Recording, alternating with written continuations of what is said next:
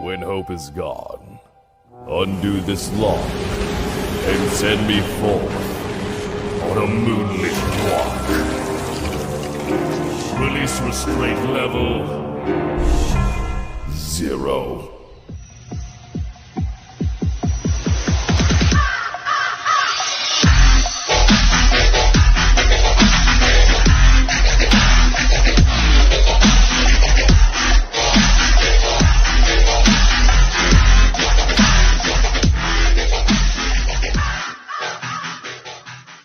Hey kids, wanna see a dead body?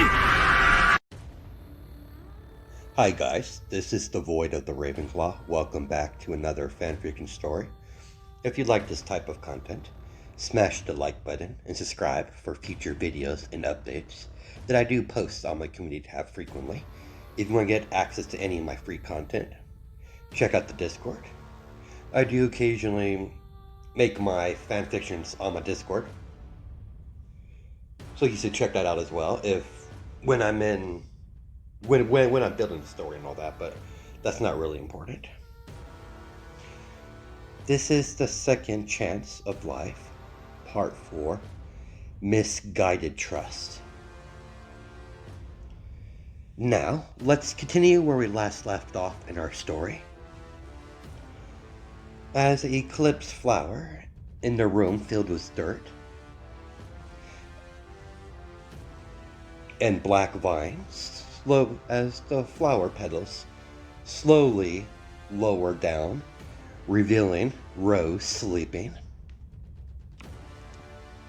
Once the flower finally bloomed, Rose opened her eyes. Her green eyes start to glow brightly as Rose begins to stretch out and proceed to yawn. Rose hop off the eclipse flower and land on one of the black vines and started to jump from the vine to vine until she placed her feet gently onto the ground. Because she can't reach the doorknob, Rose had to use a vine to wrap around the door handle and open the door for her. As Rose walked through as the door shut behind her. Good. I see you're finally awake. We're going to continue with our training, young one. Please, follow me. Rose followed Floronic Man outside of the 2-story cabin and going in a different direction that they went yesterday. Rose noticed the new direction, but she chose not to say anything. She remained silent. I could tell you're quite curious where we're going, young one. Where we're going is essential in the lesson I'm about to teach you. Before we continue on your training with your abilities, this must be accomplished first. Floronic Man placed his hand over Rose's shoulder and teleported to an unknown location, to an unknown country, deep in a large forest, surrounded by large mountains. The first thing Rose saw when they got to their new location, on top of a hill, is mechanical machines chopping and ripping out trees out of the ground. Surrounding the side, they're chopping down around the side of the mountain, that there's a large cave.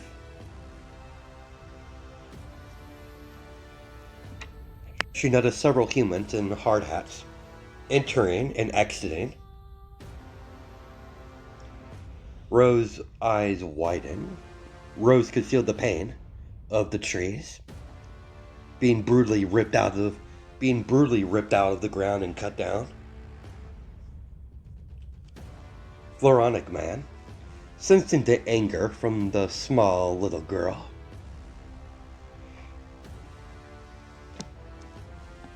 Floronic Man gestured with his hands towards the humans. You see, witness the true nature of humanity. Look how they so carelessly destroy nature, just to acquire minerals and ores, for their own personal greed. Do you hear it? The screams, the bleeding. What will you do, Rose? Will you sit back and let them ravage this land? Or will you take a stand and eradicate these barbarians? Will you allow these insects ravaging your garden? Rose did not say anything. She walked towards the humans and their heavy machinery. Rose is already angry. The surge of hate is festering in her heart as she had a cold. Rose has a cold and serious expression as she continued to walk towards them, ready to dish out well-deserved punishment for destroying nature. Floronic Man watched Rose walk away to watch what she does, to see if she's willing to kill. Killing his own creation is one thing, but killing living humans is something entirely. And Floronic Man wants to see if she has it in her to cross that line. The entire time Rose was traveling through the forest, heading towards the humans. She was collecting water from the moisture in the clouds above her head as a round pool of water starts to slowly form way above Rose's head in the sky. Rose is doing this self-consciously. What small water manipulation Rose has, she hasn't been properly trained, nor does she know the limits of her water abilities. Eventually Rose approached the group of construction workers trying to clear out the trees that's around the cave entrance. And there are several miners inside the cave beginning to make the first steps of creating an entrance to their new mine. But the first thing Rose did when she approached was to use some of the water she's been collecting and shoot out a water blade right through several of the machinery, cutting them right in half. As the machines begin to explode, Rose used the water she's been collecting to put out any fire from the explosion. The closest construction worker next to Rose suddenly started to get wrapped by black spike vines that burst out of the ground and wrapped around his body like a cocoon. Rose gave a silent command as the black spike of vines constrict as blood begins to spill from the cracks of the vines. Rose calmly walked past the man wrapped in vines that's being crushed to death.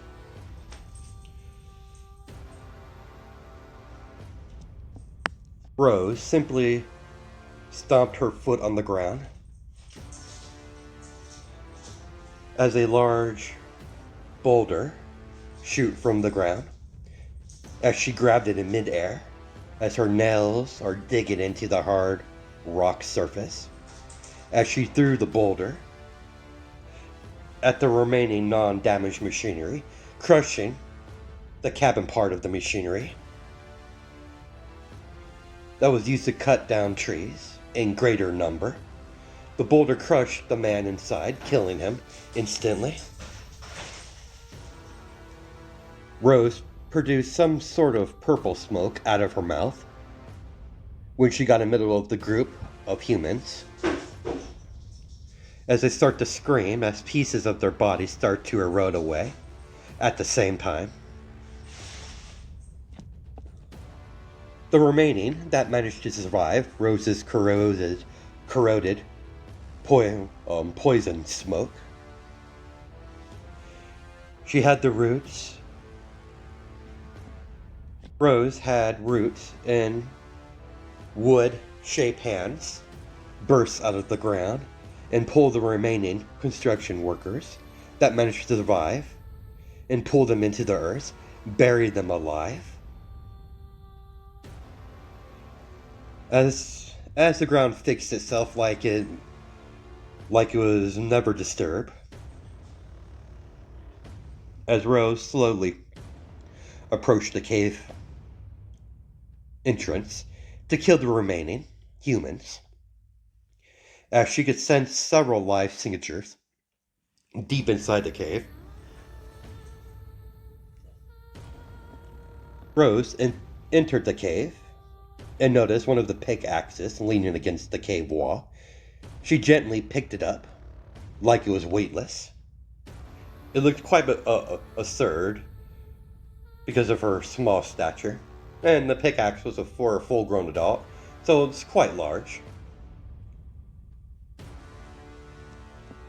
Rose narrowed her eyes, sensing a life signature fast approaching her location. As the first miner she saw became visible, as she pierced the man's heart by throwing the pickaxe in his chest, as the body fell to the ground dead. Rose killed him so fast that he didn't even notice. He was already dead before he even realized what just happened. Rose noticed several objects in the cave entrance. She saw a wooden table that had large nails that you would use for pinning like tracks on the ground for trains or tracks for a minecart. As she picked up the group of several of the large thick nails and started to walk through the cave and started to flick the nails that she's been collecting into the skulls of the miners, killing one after another as she explored the cave while killing any human she sees. And with the ability to sense where they're at, she won't miss a single one. None of them will leave this cave alive. While walking further into the cave, Rose noticed someone was hiding behind a large metal crate. With one gesture of her hand, black vines burst out of the ground and wrapped around the man's wrists and ankles. As the vines began to pull him in all different directions, as the man screamed out in pain, as his limbs are forcibly being pulled in different directions. Rose had an unemotional expression on her face, not bothered by the torture. Then she started to flick the large metal nails into the man's body, purposely not targeting any vital areas.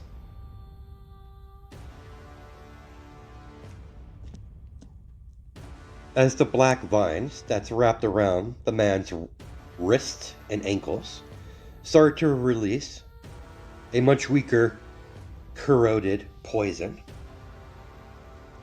that Rose implements in all her plans that she creates or controls. She's not intentionally adding her poison to her plants. She's just doing it self-consciously. As the corroded poison started to affect the torso, with a simple gesture with Rose's hands, the vines rip off the limbs of the body all at once, as the torso of the body falls to the ground. As the corpse gets dragged by the vines, dragged underneath the ground, as Rose calmly walked further, pinpointing all the different life signatures that she can detect. She eventually found the remaining miners in a large chamber that still hasn't been properly excavated yet. She could tell they stopped because of the screams, most likely. Rose stepped into the large chamber to see miners. As Rose looked around to see the beginning process of them building the tracks for the minecarts, as all the miners have pickaxes, confused by the sight of a little girl wearing a white dress. But they're mostly scared shitless because of the screams they heard. For Rose's arrival, as Rose finally spoke, for the first time since she's started killing these humans. I've always found myself to be a reasonable girl. Understanding, caring. That's why I originally thought I was like you. But clearly, I was mistaken. I'm no human. I'm better than you humans. And what you've done to this beautiful place, ravage this land like locusts devouring everything in their wake, cutting, ripping down the trees. Nature itself has no place in the natural order of the world. What happened next, you have only you to blame for it. I've always wondered what my purpose was, why I was brought into this world. Thanks to your careless, reckless actions, ravaging what should not be ravaged. But I have to thank you because of your barbaric behavior,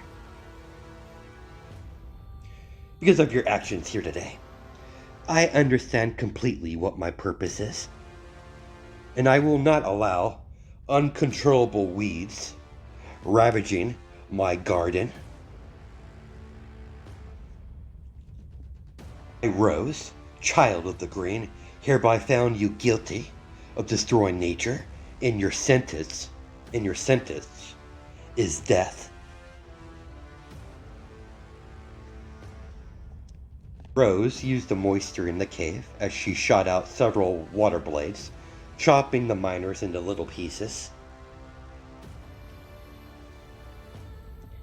Rose stomped her feet on the ground once, as several eclipse Venus flytraps with very sharp teeth burst out of the ground, begin to eat all the different pieces of the dead bodies of the miners, and begin to devour them, displaying their very sharp teeth in their mouth of the Venus flytrap as they begin to eat the pieces of the corpse.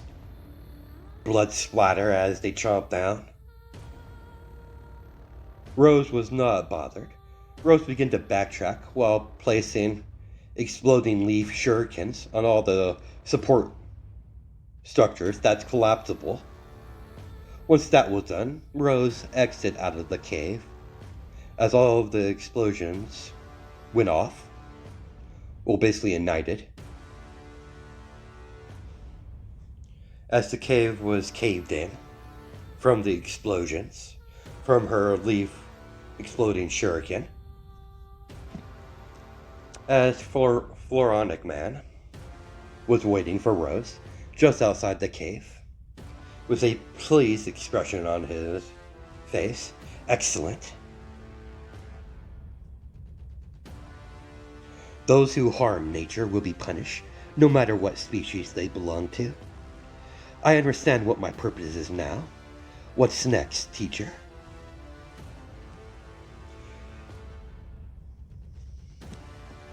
Time to hone what abilities you have access to. I can still sense you still have a large amount of untapped potential. But we don't have time for that. We don't have time to unlock all of them. Let's get out of here. Place his hand over Rose's shoulder and teleport away to a more widespread field somewhere in America. They continue Rose's training, sharpening her existing powers and finding some new ones by pure accident. During the midst of their training, a new ability manifests as Rose has always felt a connection to the Earth itself, not just the plant life. Rose managed to tap into the beginning of a Earth manipulation. Her level of control and power over her water and Earth manipulation will determine on her training on how much effort she decides to put into it.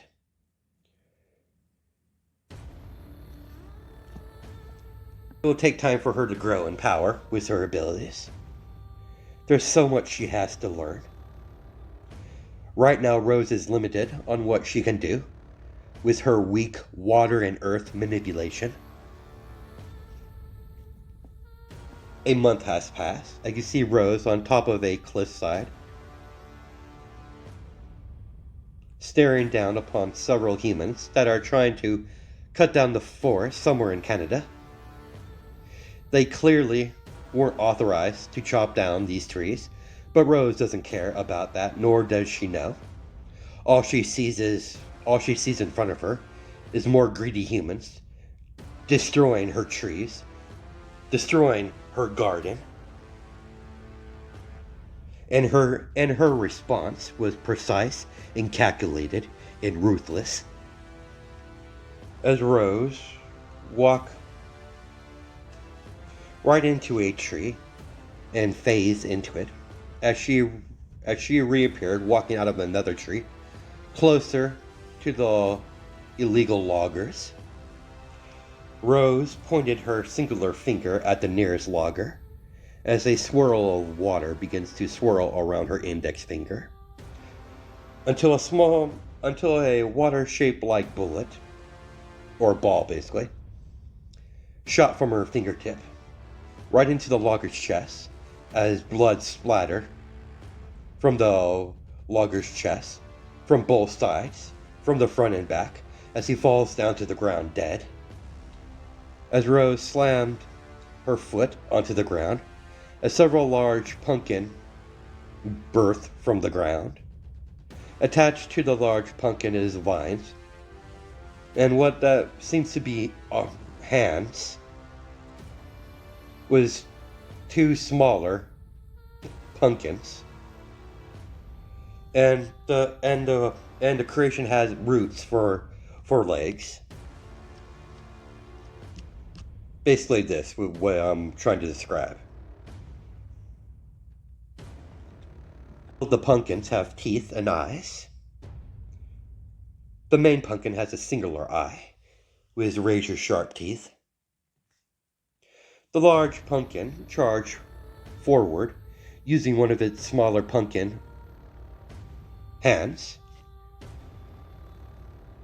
and chomped down on one of the loggers as he threw up in the middle of the air as the main head chomped down and caught the human in his mouth and began to devour the flesh, and blood begins to splatter as the pumpkin creation started to devour the human.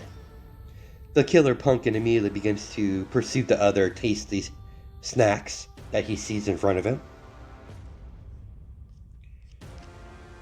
Meanwhile, Rose watches with a detached expression on her face. Rose watches her killer pumpkin kill and devour all the humans, loggers. Left a couple body parts laying around, but they were mostly taken care of, while Floronic Man approached Rose as he teleported right next to her. I see you've been quite busy. There's always work to be done in my garden. That it is. I believe you're ready. I see, so it's finally time. Yes, the death of Swamp Thing is fast approaching. I see, teacher. Then, I'll head back to the safe house first. As Rose merged into a nearby tree, as when she phased out of when she came out of another tree, she was right next to the safe house that they'd been using. Rose got to her room and set upon her eclipse flower as she twirled her strand of her red hair in her fingers. The Floronic Man was the first person Rose interacted with. Because of his tutelage, Rose is a lot more brutal when it comes to protecting nature. But she doesn't enjoy killing. She would prefer not to kill, but she's willing to do what needs to be done to protect nature. Rose is still a gentle and kind girl, despite her brutal methods. She's still trying to find her place in the world. Her personality is still developing. Her environment is forging what type of person Rose is going to be. Rose and Floronic Man only stayed idle for a couple days. Then they made their move. They made their way towards Swamp Thing's territory. You know the plan, Rose. Stay hidden while I engage Swamp Thing. Can you do that? That shouldn't be a problem, teacher. I'll conceal my presence like you taught me. Excellent, my child, excellent. Floronic Man entered the Swamp Thing's territory, going deeper into the swamp, while Rose kept herself hidden by concealing her presence and following from the trees, following Floronic Man deeper. There was plenty of the trees for her to hop onto, so she had an easy method to travel without being spotted. Floronic Man noticed all of the nearby nature is opening a pathway for Floronic Man to enter the swamp, like the swamp itself was expecting him. Cocky little bastard, as Floronic Man said under his breath. I'm going to enjoy watching that bastard die. Floronic Man traveled through the open pathway without no fear and got to the heart of the swamp, where the connection to the green is the strongest. To see Swamp Thing waiting for him. You should have stayed away, cockroach. I don't know how you came back, but you should have stayed dead.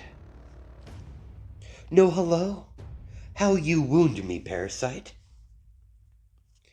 You're the one who's the parasite, Floronic Man. We'll see about that, Swamp Thing.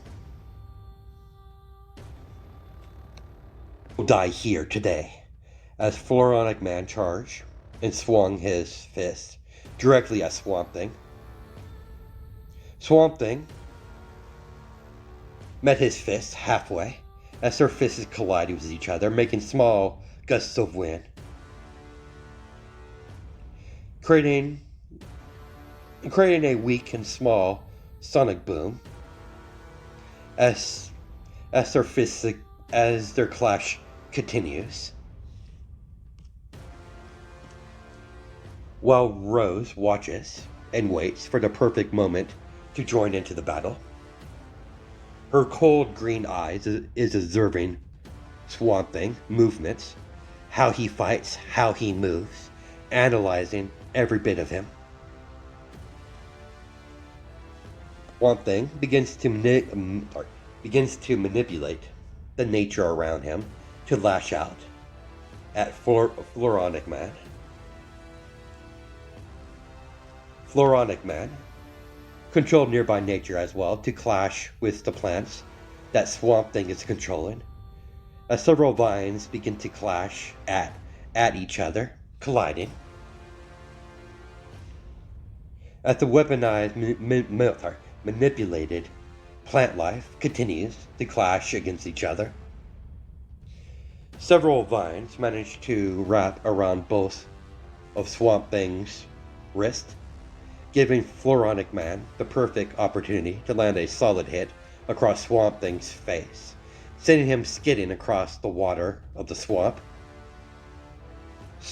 heading right into a tree as Floronic Man charged forward, creating several wooden spikes that shot toward Swamp Thing, only for Swamp Thing to phase into the tree that he smashed into, as the wooden spikes dug into the tree where Swamp Thing escaped.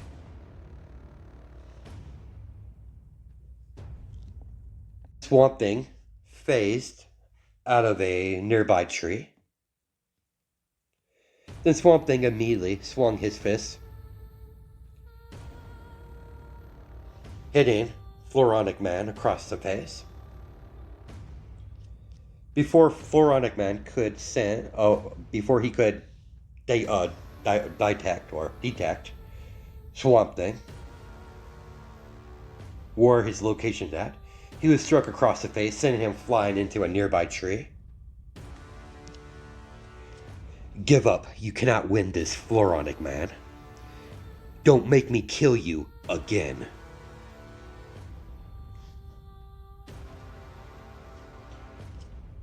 You're the one who's going to die here. Floronic Man swung his hands towards Swamp Thing as she shot out more of his wooden spikes in a wide range, forcing Swamp Thing to evade and block. Swamp Thing turned his hands into sharp branches that shot towards Floronic Man. Suddenly, Floronic Man started to get covered with some sort of stone armor made of rock, surprising Swamp Thing, as Swamp Thing's attack simply broke on impact on the hard rock armor, covered Floronic Man's body thanks to Rose's assistance, giving Floronic Man much needed defense from Swamp Thing's attacks. While Rose is still waiting for the perfect opportunity to join to basically join the battle, Floronic Man could only smirk at Swamp Thing before Swamp Thing could even remark on the new stone armor around Floronic Man's body. Floronic Man immediately begins to land several blow after blow with his rock-coated fists, thanks to Rose's ability to control the earth. Floronic Man lands strike after strike upon Swamp Thing. Despite Floronic Man's powerful strikes, Swamp Thing should throw out his own, completely tanking Floronic Man's strikes like he's not even registered he's being attacked. Slowly but surely, Swamp Thing begins to overtake Floronic Man, pushing the villain back, using his pure physical force infused with the power of the green. Swamp Thing threw out a powerful strike, so did Floronic Man. Their fists collided with each other. Both hero and villain were pushed back by their force of their strike, colliding with each other. I don't know how you did this, or how you acquired this ability, but you will not accomplish whatever scheme you have plotted. How curious. You're usually not this talkative. That's it, I can feel it. You're nervous. You're uncertain. For once, the all-knowing Swamp Thing doesn't know what's going on in his own swamp. How amusing. But enough of that. Floronic Man noticed the stone over his hands start to shift into stone claws. As Floronic Man form a devilish grin. The girl's proving more useful and useful by the day. Rose is still stalking Swamp Thing in the tree, concealing her presence, assisting her teacher when needed. She's also training ability over Earth. As this battle commences, the fact that she's using Earth to manipulate to such a extent is quite terrifying.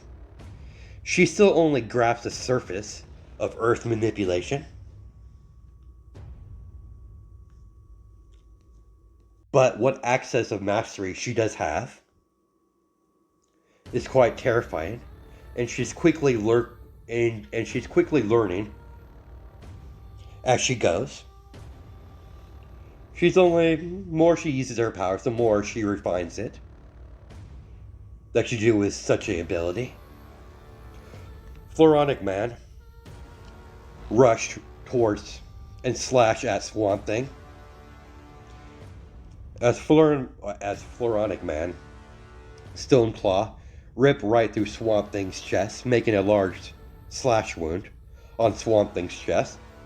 Swamp Thing instantly begins to regenerate the damage upon his body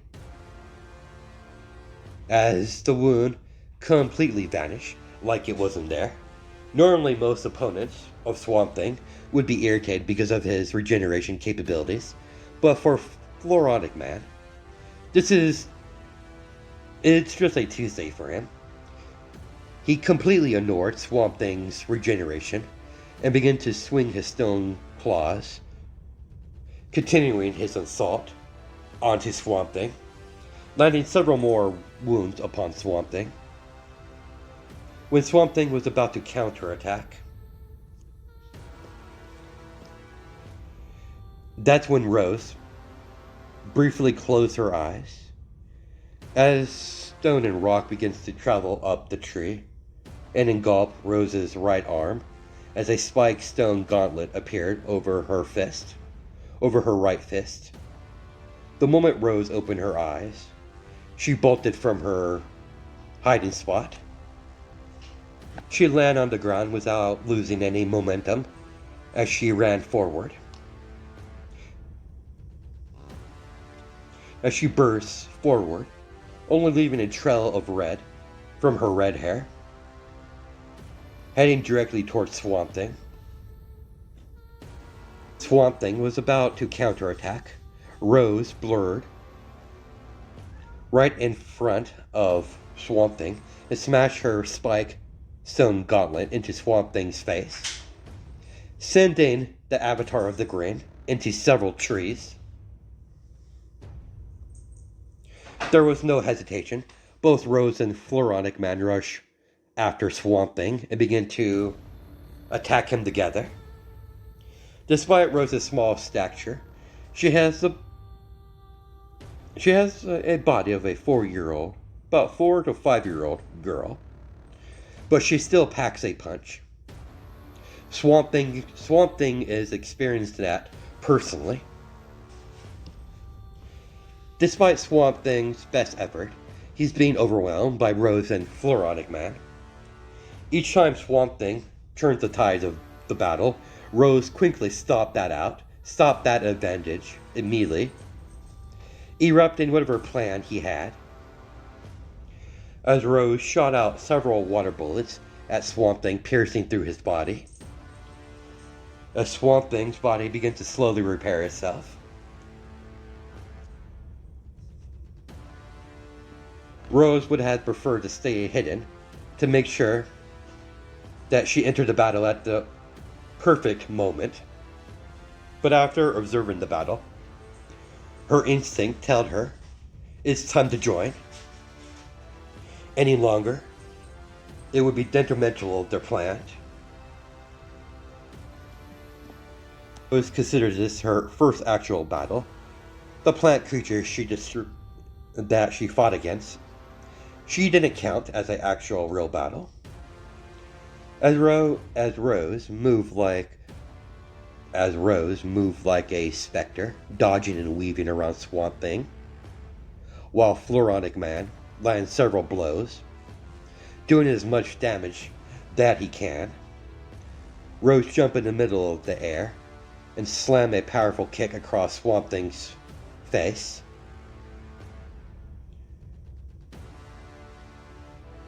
In midair, Rose lifted up all the nearby rocks using her power over Earth, as dozens of small rocks begin to shoot or float in the middle of the air. As Rose landed quietly and gently on her feet, as she extend both hands outwards towards Swamp Thing, as the small rocks shoot off directly towards Swamp Thing like bullets. Before Swamp Thing could do anything, Floronic Man manipulated the nearby vines to bind and restricting Swamp Thing in place. As the rock bullet's assault begins to pierce through Swamp Thing's body. Swamp Thing is trying to repair his body, but Rose is constantly shooting off rocks like bullets, piercing through more of Swamp Thing's body. As pieces of his body, or plants, that constructs his body begin to fly off his body in small pieces from the continuously being pierced by several small rocks about the size of a marble. Rose immediately deactivated her rock gauntlet as the rock gauntlet fall apart and crumble to the ground. Once the rock gauntlet was no longer on her right arm, Rose rushed forward and managed to land a solid hit into the side of Swamp Thing's body. As a dose of Rose's poison affect that part of his body basically on his ribs, on his side.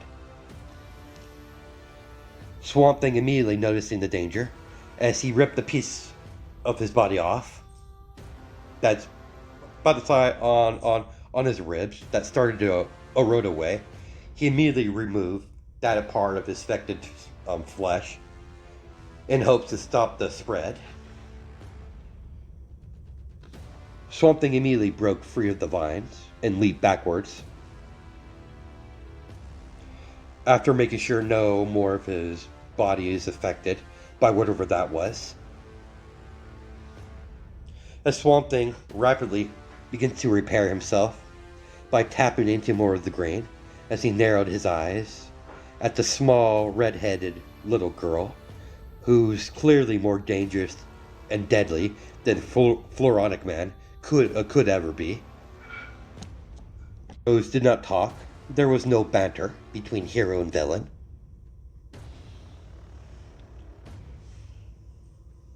Only intention she had is to simply attack.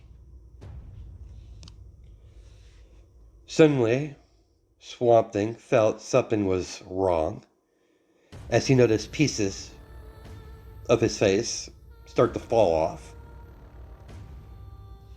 started to corrode away. How? That kick you did earlier. You did more than just physically hurt me. You're pretty smart for a parasite. Indeed, when I kicked you, I exposed you to my marvelous poison. A small dose, of course, so you wouldn't notice. But when you did, it would have already been too late. You could feel it, can you? My poison, coursing through your body, attacking your organs. You see, I found out that I'm able to control what my marvelous poison targets. Even though I don't have complete control over it, but I'm able to guide it to certain parts of the body.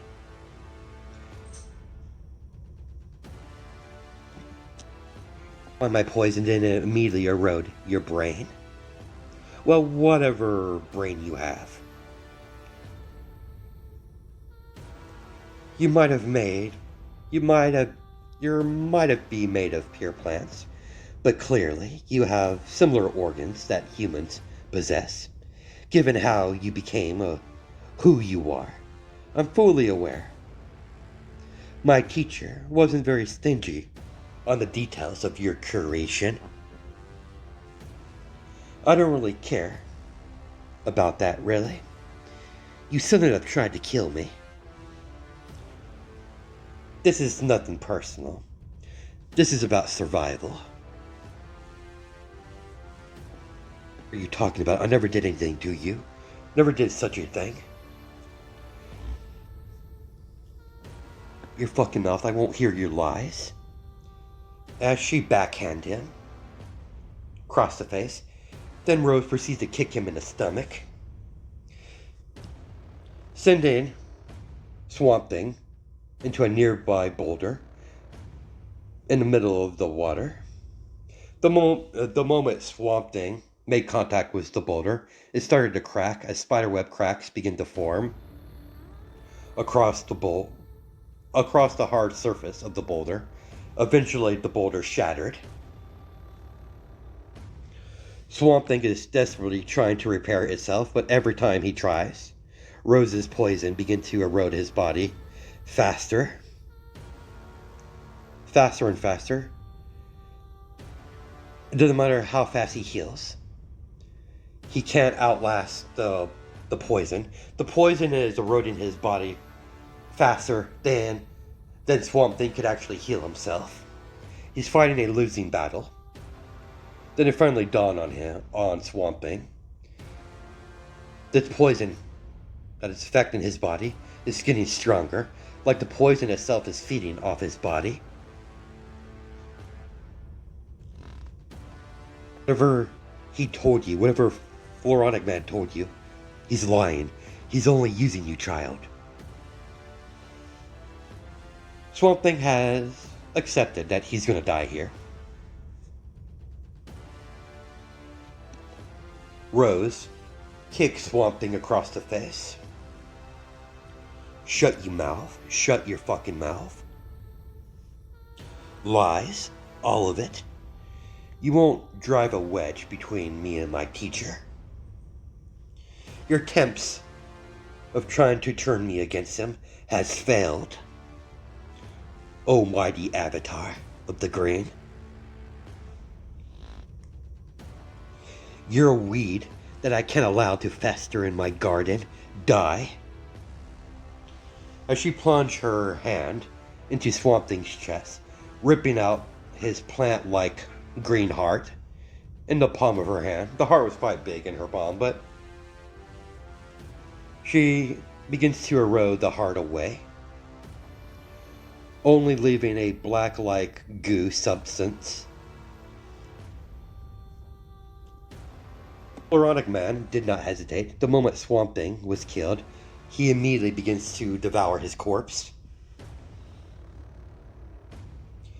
Once he ate his fill, he approached the strongest point of access to the grain and began to commune. The grain will always need an avatar. They have no choice. And Floronic Man was correct, despite his manipulating actions. And he was responsible for the death of the previous avatar. The green really had no choice. Nor did the green care. It simply needed an avatar, and it chose Floronic Man to be the avatar of the green once again. Once he re-emerged, Floronic Man begins to start to laugh as he emerged from the green. He looked at his body in the reflection of the water. He can't see any drastic changes appearance-wise, but he could clearly feel it. He's far more powerful.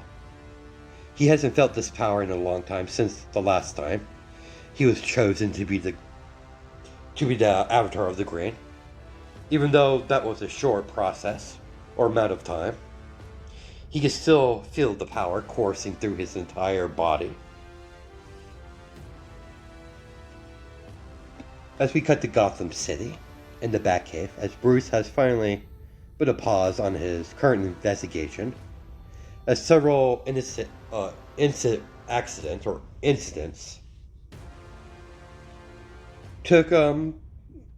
piqued his interest, as he's currently on the Bat computer, going over the brutal death of several loggers, miners, and construction workers.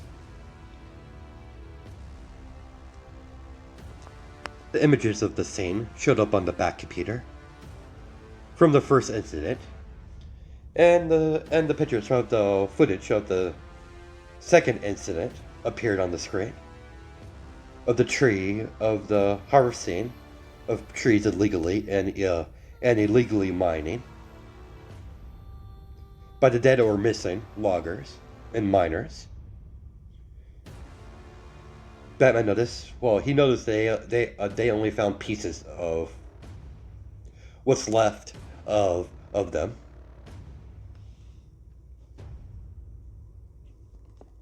Normally, something like this would not get his full attention like this, but how odd the whole fishy it sounds, how odd it was.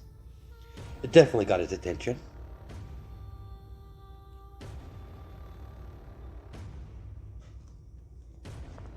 Only evidence that was left on the crime scene was pieces of human bodies, like something brutally killed them and ate their remains. And the first incident reports of several of the loggers were found buried alive, like they were dug underground by something. Batman has his suspicions. He's not going to rule out that Poison Ivy is responsible for this, but there's other villains with similar abilities, like Floronic Man.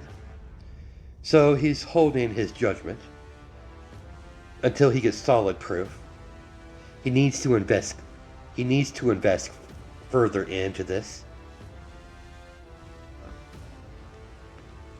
That's why Bruce has finally decided to pay Swamp Thing a visit. He'll definitely have some answers for Bruce. I see you're hard at work, Master Bruce. Your coffee, sir. Thank you, Alfred, as he took the coffee gently from Alfred. You don't think Poison Ivy is responsible for this? It's quite evident whatever killed these unfortunate souls was plant-related.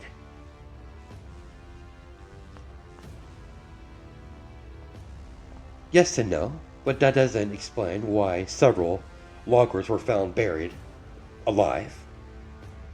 In what I've seen of the evidence on the ground, it was undisturbed, like the land was untouched. But if the land was untouched, sir, how did these men were buried alive in the first place?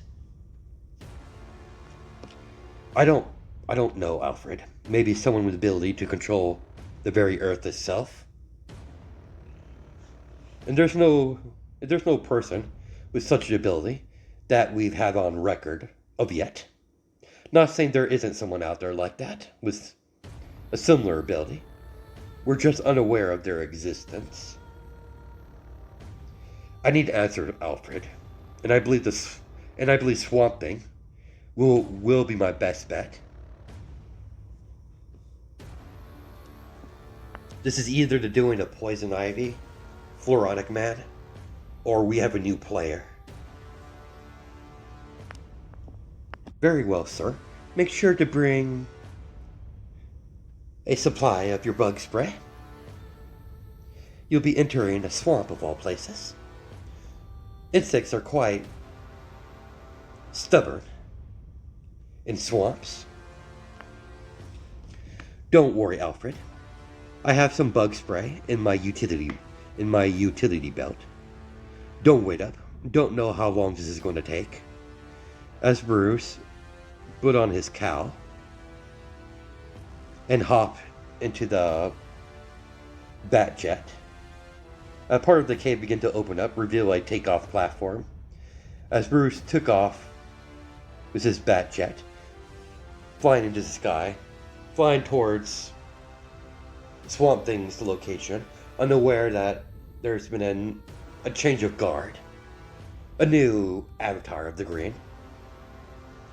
And that's where we're going to stop it. I'll catch you guys in the next part.